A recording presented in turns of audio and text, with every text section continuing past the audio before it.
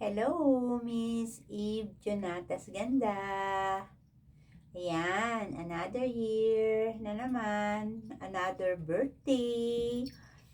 Yeah, sana ay maging okay ka sa iyong birthday at layo sa anumang karamdaman at kapahamakan, diba?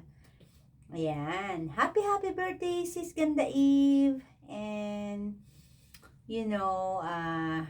we love you because you are always there, sa group natin, sa mga event natin, di ba?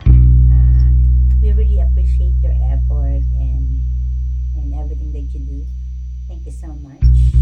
And I hope you're having a good birthday. Ilang taon na ba? How young na ba, di ba? How young are you na, Sis Eve Jonatas? Anyways, alam ko, young at heart pa rin tayo, di ba? Kahit na alam na natin ang tunay nating edad, di ba? Anyways, happy birthday to you and more blessings, good health, and all the best sa birthday mo. Enjoy!